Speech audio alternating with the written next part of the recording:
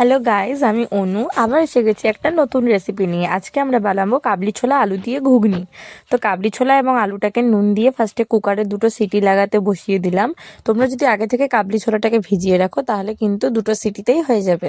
তারপর একটা মিক্সিং জারের মধ্যে আদা কুচি, টমেটো এবং কিছুটা লঙ্কা, স্বাদ মতো যতটা তোমরা ঝাল খাও সেই হিসাবে নিয়ে নেবে। তারপর আমি সব কিছু মশলা একসাথে নিয়ে নিচ্ছি। দেখো, জিরে, ধনে, গোলমরিচ এবং দারচিনি, লবঙ্গ, এলাচ, এই সব মশলাকে কিন্তু একসাথে ফাইন পেস্ট বানিয়ে কড়াইয়ের মধ্যে দিয়ে দিলাম সাদা তেল, সর্ষের তেল।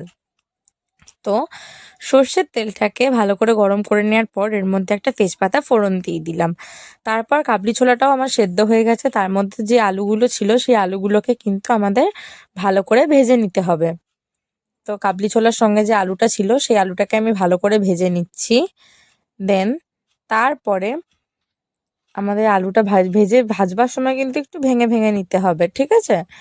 আলুটাকে ফার্স্টে ভেজে নেওয়ার পর সেই যে মশলাটা আমরা বানিয়েছিলাম সেই মশলার ফাইন পেস্টটা কিন্তু আমাদের তরকারির মধ্যে দিয়ে দিলাম আমরা। তারপর এটাকে ভালো করে কষতে হবে।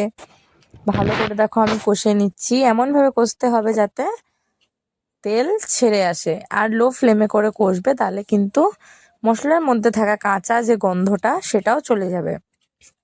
যখন মশলাটার জলটা কমে কমে আসবে সেই সময় কিন্তু ফ্লেমটাকে হাই করে কষতে হয়।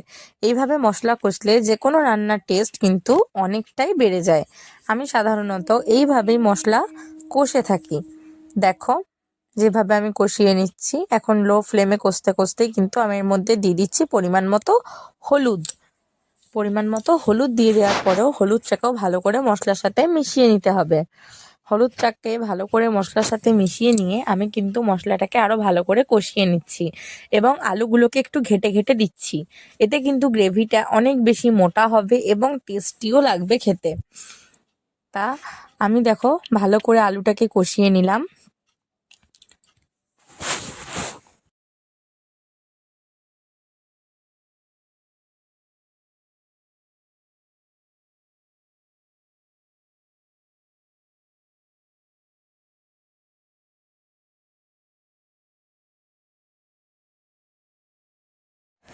আমার মশলাটা জল ছেড়ে দিয়েছে এবং মশলাটা কিন্তু তেল ছেড়ে ভালো করে কষে গেছে। এরপর আমি কাবলি ছোলাগুলোকে অ্যাড করে দিচ্ছি কষানো আলু এবং মশলার মধ্যে। তারপর কাবলি ছোলাটাকেও আলু এবং মশলার সাথে কিন্তু ভালো করে মিশিয়ে নিতে হবে। দেখো আমি যেভাবে মিশিয়ে নিচ্ছি এরকম করে ভালো করে নাড়াচাড়া করে নিতে হবে।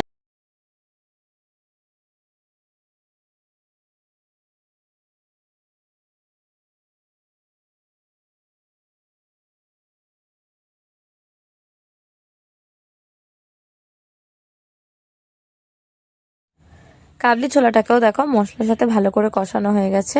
এরপর আমরা যে জলটায় কাবলি ছোলা এবং আলু সেদ্ধ করেছিলাম সেই জলটাই কিন্তু আস্তে আস্তে অ্যাড করে দিচ্ছি গ্রেভি অনুসারে। যতটা গ্রেভি যার পছন্দ সে সেরকমভাবে অ্যাড করতে পারো, কিন্তু ওই সেদ্ধ করা জলটাই অ্যাড করবে, কারণ এটা দিলে টেস্টটা কিন্তু খুবই ভালো আসে। দেখো আমি ভালো করে মিশিয়ে নিচ্ছি গ্রেভিটার সাথে, না হলে কিন্তু এক এক জায়গায় দলা পাকানো মোটা মোটা গ্রেভি রয়ে যাবে, এক এক জায়গায় পাতলা ঝোল মনে হবে। তো খুব ভালো করে মিশিয়ে নিতে হবে। আমি জলটা আস্তে আস্তে অ্যাডও করছি আর মিশিয়েও দিচ্ছি খুব সুন্দর করে, যতটা লাগবে সেই অনুসারে। এরপর কিন্তু জলটা অ্যাড করার পর আমাদেরকে একটু সময় নিতে হবে যাতে এই পুরো রান্নাটা একটা ফুটে যায়, মানে ঝোলটা একবার ফুটে যায়, তাহলে কিন্তু টেস্টটা অনেক ভালো লাগবে। এখানে দেখো লাস্টে আমি কাশ্মীরি লাল মির্চ পাউডার লাস্টে একটু অ্যাড করেছি জাস্ট কালারের জন্য, জলটা দেওয়ার পর ঝোলটা ফোটার আগেই। তো তোমরা চাইলে এটা স্কিপও করতে পারো, তো আমি জাস্ট এটা কালারের জন্য অ্যাড করেছি। দেন দেখো এরকম ভালো করে জিনিসটাকে ফুটতে দিতে হবে, তাহলে কিন্তু খুব সহজ পদ্ধতিতে একদম ঘরোয়াভাবে তৈরি হয়ে যাবে আমাদের কাবলি ছোলা আলুর তরকারি। এখন যেহেতু ঠান্ডার সময় সবাই একটু ধনেপাতা সবারই রান্নাঘরে থাকে, লাস্টে একটু গার্নিশ করার জন্য অ্যাড করে দিতে পারো, এতে টেস্ট আরও বেশি বেড়ে যায়। এটাও অপশনাল, চাইলে দিতেও পারো নাও দিতে পারো। তো আজকের এই সিম্পল ঘরোয়া কাবলি ছোলা আলু তরকারির রেসিপিটা তোমাদের কেমন লেগেছে নিশ্চয়ই আমাকে কমেন্ট করে জানিও। আরও যদি এরকম নতুন নতুন ভালো ভালো রেসিপি দেখতে চাও তাহলে আমার চ্যানেলটাকে সাবস্ক্রাইব করে নিও, আর রেসিপিটা ভালো লাগলে একটা লাইক করে দিও। ততক্ষণ সবাই ভালো থেকো, সুস্থ থেকো, শুভরাত্রি, টাটা।